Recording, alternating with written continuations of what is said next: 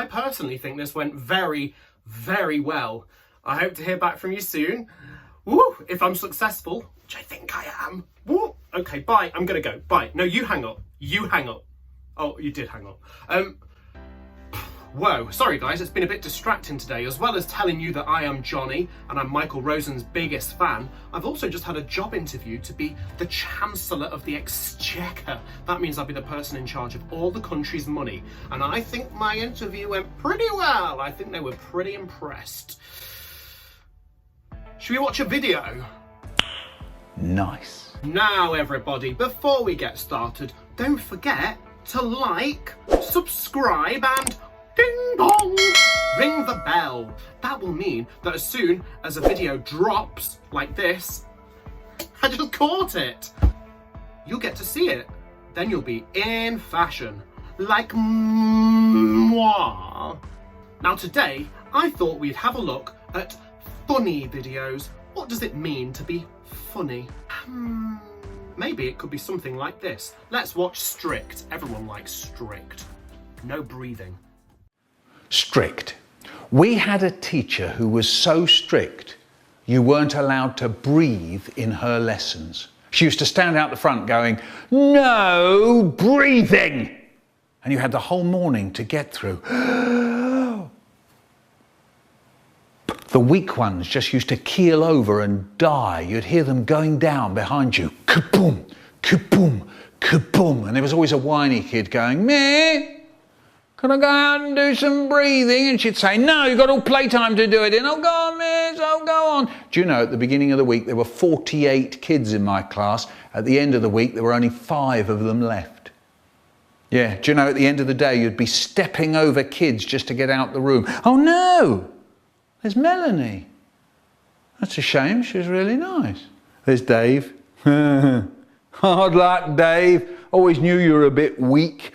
Do you know, people say to me, if that's true, how come you're here to tell the tale? Fair enough, and I'll tell you. It's because when I was at school, we used to sit at desks. We didn't sit round tables like you do now. We used to sit at desks with lids. And some of us figured out what you had to do was snatch a quick breath under the desk lid when she wasn't looking. So once more, from the beginning. No breathing. The weak ones. Kaboom, kaboom, kaboom. The whiny ones. "Miss, can I go out and do some breathing?" "No, you've got all playtime to do it in." "Oh, go on, miss, oh, go on." Us lot. Boom. Ah! That was the mistake, slamming the desk lid down. If you made a noise with the desk lid, it was out. School prison. There was a school prison underneath the school hall where they used to string you up from the wall bars. School prison? Is this true?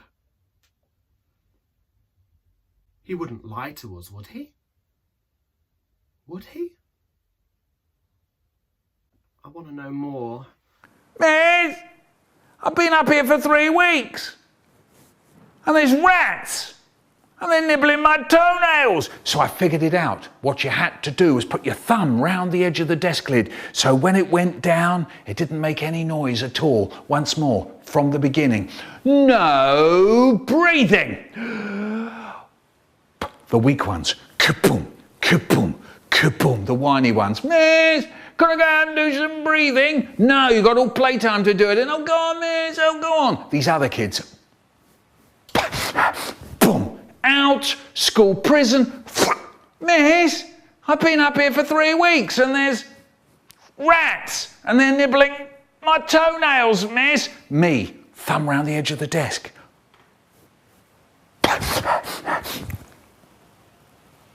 No noise at all. Survival. So let's think about this. I mean, it's funny. It's a funny poem, but what is it that makes it funny? I just wish that Michael would do something that would help me to understand how to make children laugh, because he seems to do it so well. I just wish... what's this? Is this How to Make Children Laugh by Michael Rosen? Let me have a quick look. I'm going to research and then I'll get back to you. Hold on. Now that I'm an expert, having read this book, Michael suggests that some of the things that you lot might find funny, you know, if you want them to be a poet or a storyteller, if you want to make people laugh, you might have this little bit of surprise, unexpected things happening, absurdity, ridiculous things happening which couldn't even happen in normal life, a little bit of kind of awkwardness where you're like, ooh, this makes me feel a bit weird, and also wordplay.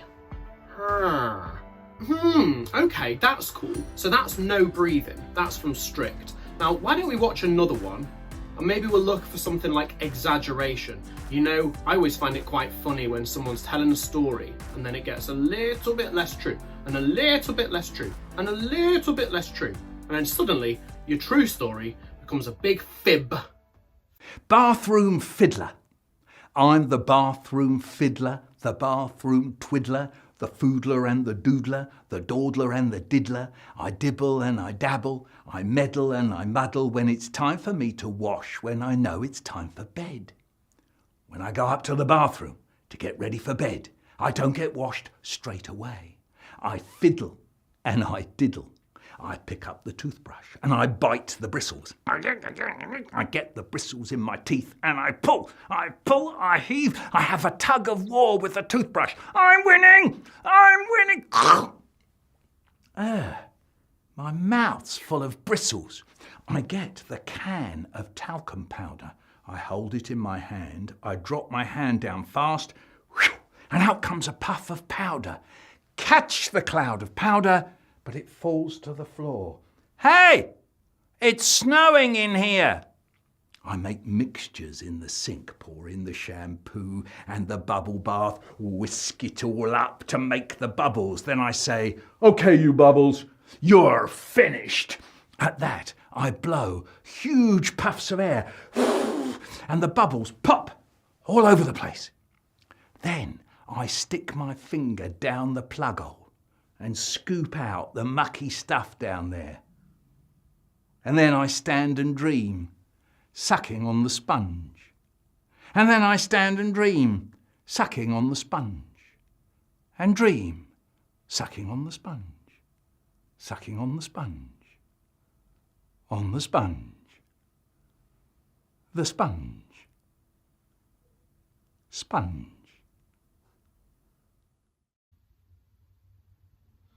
It got weird, but I like it.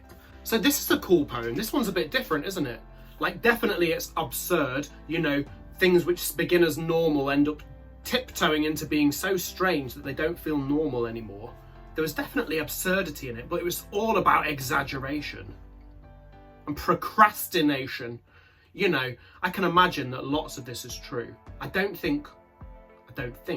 know for sure, but I don't think Michael chewed sponges.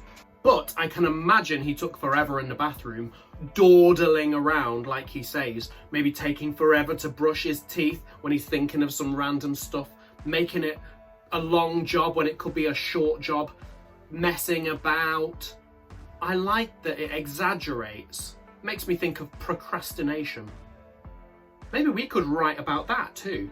You know, like when you don't want to do something and all the things that you try so that you don't have to do it straight away. Like whenever we'd go and visit my grandma and granddad's house, whenever we would leave, I would always kind of take these little mint imperials, these little sweets. Like, before we go, can I have a mint imperial? Before we go. And I'd always have these little before we goes, these small little things. I wonder what it would be like if I exaggerated it and it got weirder. Before we go, do you mind if I make a sandwich? Of course, I'll make you a quick sandwich. Here you go. Eat the sandwich. Before I go, is it okay if I just have a bolognese? A bolognese? A bolognese? That's my voice. Yeah, I want a bolognese. Okay, I'll make you a bolognese. So then I'd eat a bolognese while my grandma was looking at her watch, like, I wonder when he's gonna leave. And then I'd say, what about if we have a big Sunday roast? And she says, it's Tuesday. And I say, I don't care. Go on, just a little Sunday roast. So then I'd stand there and I'd wait and grandma would make me a Sunday roast. And then I'd say, Can I have an Easter egg and a Christmas dinner, please? Before I go, just before I go. Exaggeration. I like it. Do you know what? I've got a theory. Do you want to hear it? Here's the theory. I bet you can tell when Michael's exaggerating purely by his face, even if you can't hear his words. Why don't we test this theory? Why don't we watch another one? Why don't we watch the Hypnotizer? We're going to watch the Hypnotizer. I'm going to let him start the poem, but then I'm going to go, huh? And then I'm going to take the sound away. And I wonder how much of the story you can work out purely by watching his face. Is that nice, Michael? Nice. The Hypnotizer. Once a boy called Richard came to school and said, I can hypnotise people. So he said, yeah, I bet you can't. So he said, okay, playtime. So playtime, we all went onto the playground. He said, right, who wants to go? So Trevor said, yeah, me. So this boy, Richard, bade Trevor lie down on the ground on his back, and he took this gold ring out of his pocket and he put it very carefully. Now, I've paused it, and from this point on, we're going to watch with no sound. Let's see if we can work out anything that's happening in this story purely by looking at this face. Let's watch on mute. Muting Michael.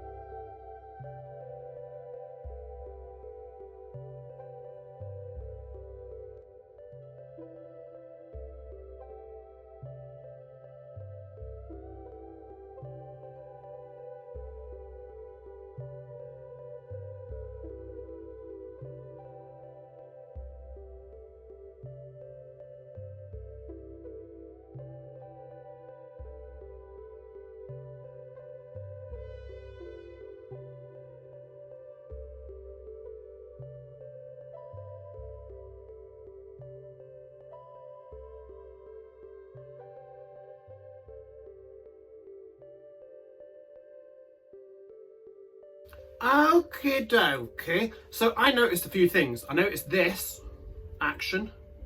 Wonder what that is. Maybe that's him hypnotising. You know, like when you've got something dangling on a pendulum. And what was that? What was that all about? Huh? What was this all about? What was this action? Maybe that was another kind of hypnotism. And there was the thing in the middle of the head. I mean, that was looking at the eyes. Oh, and at the end, someone looked kind of impressed. I thought like, I couldn't do a thing. Maybe it worked. I definitely could tell what the hypnotism was. And it was because Michael was exaggerating the story. I want to know what happens with all of it. Let's watch the whole thing and then we'll see. Here's Hypnotizer one more time. This time with sound. Here. The Hypnotizer.